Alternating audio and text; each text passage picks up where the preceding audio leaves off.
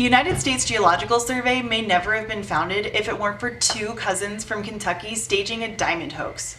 Let's get into it because this one's a doozy.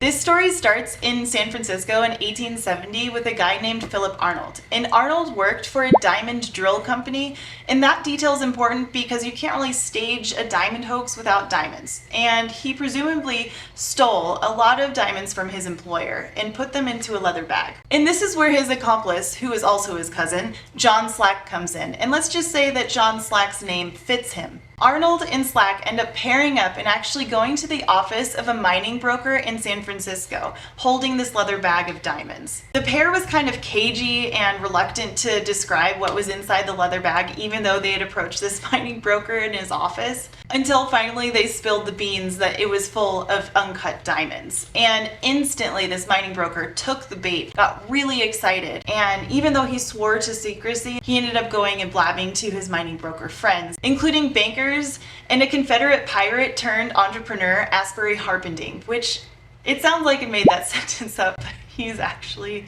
a real person who was actually a real pirate for the Confederacy.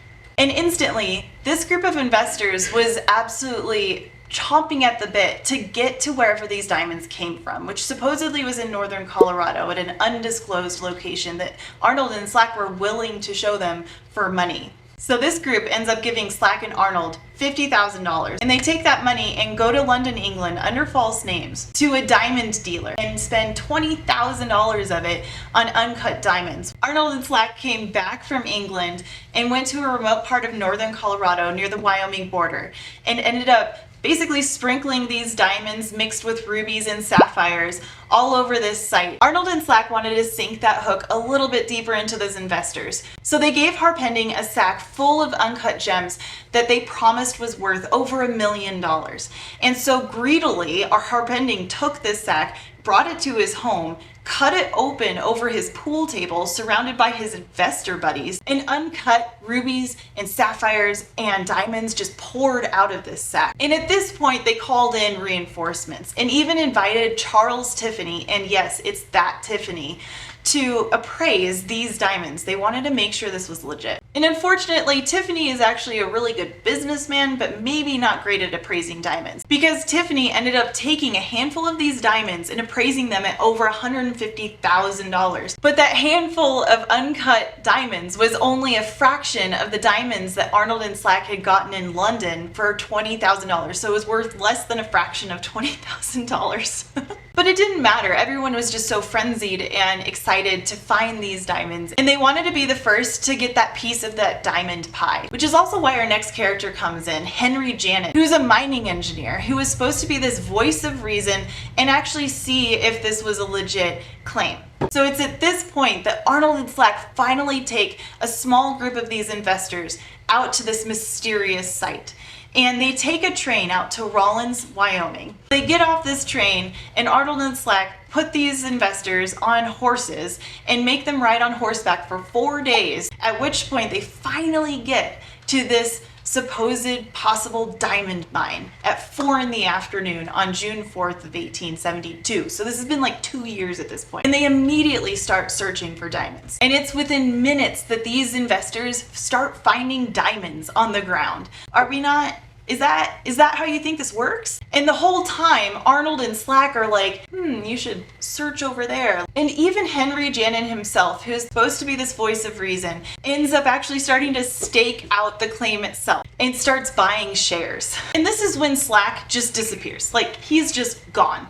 Like, we never see him again. But Arnold sticks around and keeps getting investor money. And this is where Arnold's luck changes for him, because by absolute pure chance, Henry Janin is on this train back to San Francisco and runs into the only person in the world that has the geologic knowledge to actually overturn this hoax, and his name is Clarence King. And Janin ends up spilling the beans that he had just come from this site that is a potential diamond claim in northern Colorado, at which point King says, that's that's funny. I just came from surveying that entire area. And in fact, Clarence King had just completed the largest survey to this day between the Sierra Nevada and the Rocky Mountains. And so King was obviously very interested in this potential diamond claim. But at the same time, if there was a diamond deposit, that discovery would bring into question the validity of his entire survey. So naturally, he and his team decided to investigate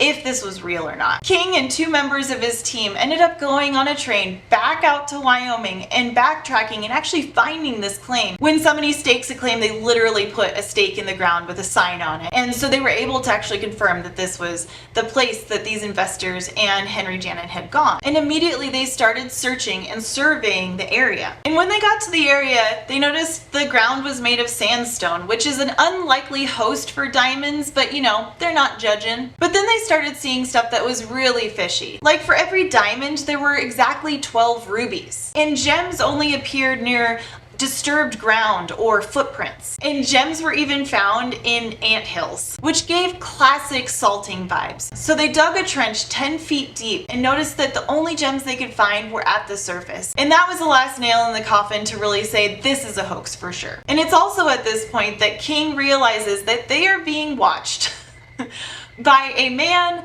with a spyglass on a butte, which you cannot make up. And it turns out this man was a rival diamond dealer from New York City who was trying to determine if this claim was legit or not. This ended up actually lighting a fire under King's feet because he wanted to be the person to let the world know that this was a hoax. So he rushes back to San Francisco, finds the investors and Henry Janin, and ends up convincing them that this was actually all a hoax and gave them the reasons as to why. And it was at this point that the investors agreed that Clarence King could publish a summary of the hoax in the newspapers. And headlines broke the next day exposing the hoax and touting, oh, poor victimized millionaires, oh, poor things. But actually some of the investors did lose a lot of money. One of them lost upwards of $350,000. Janin was obviously humiliated and had his tail between his legs. Slack was nowhere to be found. And Arnold was back in Kentucky with his family, living the high life, but he was litigated and he ended up settling out of court for $150,000. Arnold ended up actually being a banker, which I find a hilarious profession for this guy. But a few years later, he ended up actually getting shot in the shoulder during a duel with a fellow banker, which you also can't make up.